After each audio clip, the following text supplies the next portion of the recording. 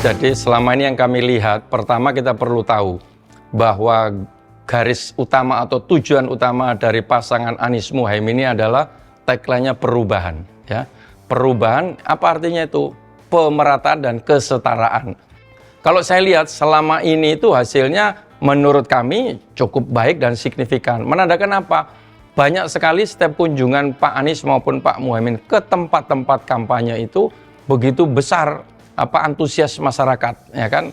Lah ini yang kita lihat berarti dengan banyaknya kunjungan itu adalah masyarakat menyenangi atau mengena. Dan ini terbukti kalau kita lihat survei-survei ya. Survei itu hanya salah satu dari banyak aspek yang perlu kita perhatikan. Tapi dengan adanya katakan elektabilitas itu naik, itu berarti saya meyakini bahwa gagasan, ide, program tadi terhubung dengan masyarakat. Jadi kita akan meneruskan penyampaian informasi tadi ya, gagasan, visi, misi kepada masyarakat. Mudah-mudahan ini sampai ke pelosok-pelosok.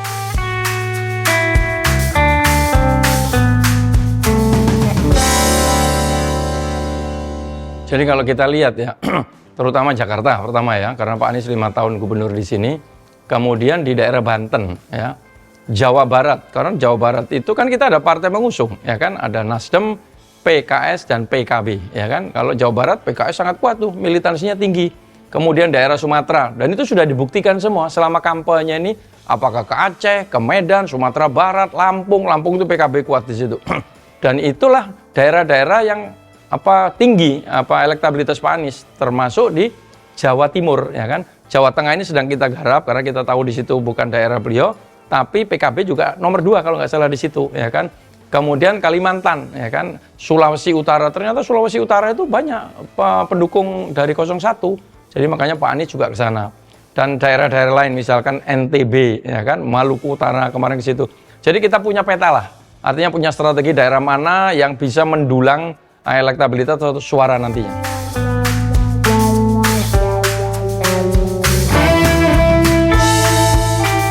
Kita meyakini khususnya Jawa Barat dan Jawa Timur, ya kan. Ini selama ini kita lakukan kampanye, kan kita ini melihat terus bagaimana antusias masyarakat dalam melihat pemimpin kita yang datang di daerah tersebut, ya kan. Kan kota-kotanya banyak di daerah Jawa Barat itu kalau nggak salah 37 kabupaten kota kalau nggak salah ya. Nah itu kita coba beberapa lah kita dengan assessment kita, ini perlu kita coba di sini. Jadi mungkin pernah ke Jawa Barat, nanti ada ke Jawa Barat lagi, ya kan. Kita lihat di mana yang memang betul-betul bisa militansi itu ada. Karena bagaimanapun juga masyarakat akan melihat kalau daerah ini banyak sekali, orang pasti juga akan ikutan. Ya, banyak masyarakat itu sebetulnya yang melihat dulu gimana sih ini ramai di sana, dia datang. Nah, seperti itu. Pada waktu datang itulah disampaikan program-programnya. Termasuk Jawa Timur. Jawa Timur itu bagaimanapun adalah basisnya PKB. Ya, walaupun di situ ada katakan petinggi-petinggi yang lain lah begitu ya.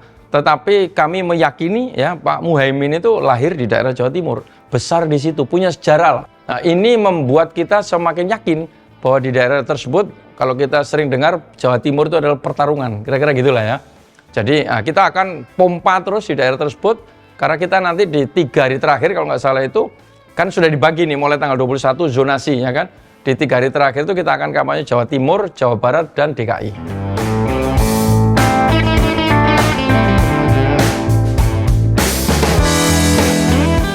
Ya, pertama dari 21 kita sudah boleh kampanye terbuka.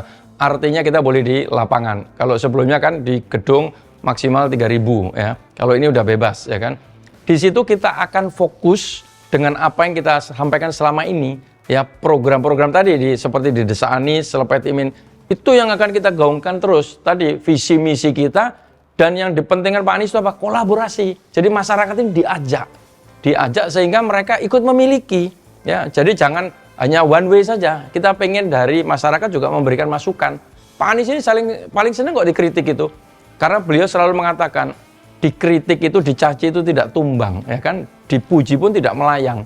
Jadi marilah kita terus gaungkan, fokus kepada kerja-kerja sesuai visi misi kita. Diharapkan masyarakat itu makin tertarik, ya kan? Bukan hanya gaya-gaya doang, tetapi realistis gitu. Nah, ini sekarang kita menginginkan dengan bolehnya jumlah yang besar ya, kita berharap orang datang sebanyak mungkin. Dengan tadi selama ini kan sudah kita lewati ini kan, dengan program-program tadi, insya Allah dengan waktu yang sisa ini kita yakin makin bisa meningkatkan elektabilitasnya.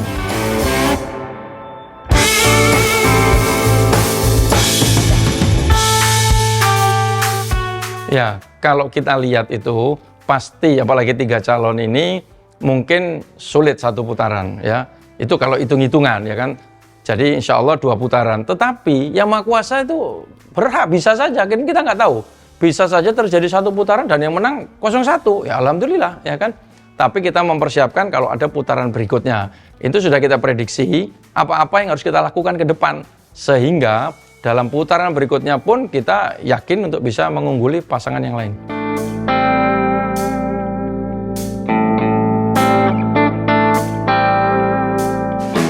Ya, kan kita lihat nanti ya. Pada saat sekarang itu kalau orang sering bertanya lah, karena ini koalisi, kita belum ada koalisi. Kalau komunikasi itu kepada siapa saja, ya kan? Kepada 03, kepada 02, kepada yang lain, ya kan? Tidak ada masalah. Komunikasi itu khususnya sekarang itu yang diperlukan apa? Dalam rangka untuk mengatasi kecurangan. Potensi-potensi kecurangan sekarang sudah kita lihat lah ya. Itu yang harus kita komunikasikan supaya apa? Pemilu ini jujur dan adil sehingga didapatkan kedamaian dan riang gembira.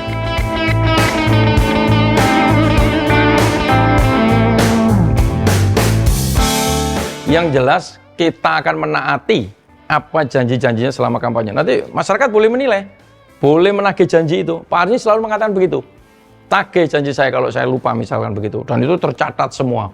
Jadi yang pertama yang akan dilakukan tadi ya, melanjutkan apa janji-janjinya tadi dengan berkolaborasi kepada masyarakat, stakeholder.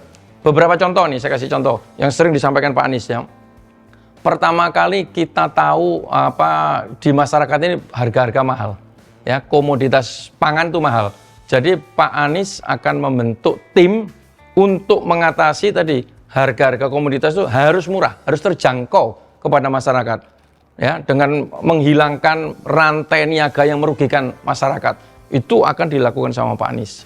Yang kedua yang akan dilakukan Pak Anies karena mendapat masukan setiap kunjungan itu. Apa itu? Salah satunya yang kedua. Selama ini petani itu masalahnya hanya 3. Pertama pupuk, kedua pupuk, ketiga pupuk. Jadi ini akan dibentuk tim khusus menangani kebijakan yang tepat sasaran terhadap apa? Pengadaan dan harga pupuk supaya terjangkau. Ya.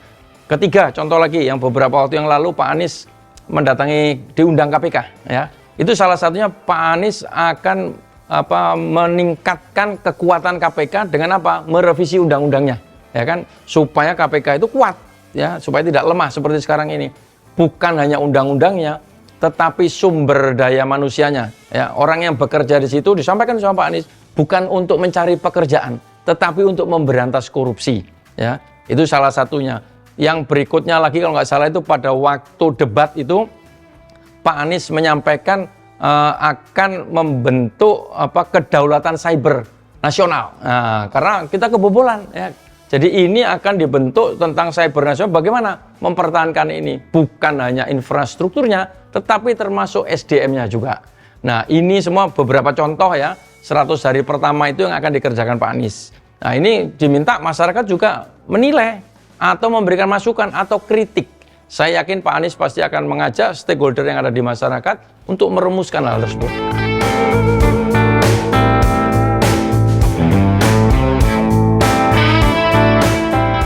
Jadi kita harus percaya kepada pemerintah yang sudah mempersiapkan diri. Namun demikian, dengan melihat situasi yang ada ini, kita semua perlu mengawasi, ya kan? Baik pasangan ataupun masyarakat, ya. Sering saya sampaikan, marilah kita awasi TPS itu supaya tidak terjadi hal-hal yang tidak kita inginkan. Karena potensi-potensi itu sudah banyak terlihat sekarang ini. Jadi kita harus bisa meyakinkan KPU bekerja profesional sesuai aturan, Bawaslu dan seterusnya, aparat-aparat TNI, Polri, ASN. Semua kalau ikut aturan, insya Allah pemilu ini jurdil dan damai tadi. Tapi kalau ada interest-interest, ya bagaimana? Nanti masyarakat yang akan menilai. Saya yakin masyarakat sekarang sudah cerdas. Sudah melihat bagaimana cara mengawasi di TPS-TPS itu agar suara khususnya pasangan 01 ini bisa terawasi. Mulai dari TPS ke kecamatan, kabupaten, dan seterusnya. Mudah-mudahan dengan pengawasan kita semua, termasuk masyarakat, makanya saya mengajak kepada masyarakat semua, mari kita bersama-sama di 14 Februari, gunakan hak pilih kita, dengan mendatangi semua TPS, kalau perlu dengan nobar di 01 kami sarankan itu, supaya semua orang mengawasi pelaksanaan pemilu itu. Mudah-mudahan dengan pengawasan yang besar dan banyak ini, ya yang akan berbuat curang tidak jadi. Itu harapannya.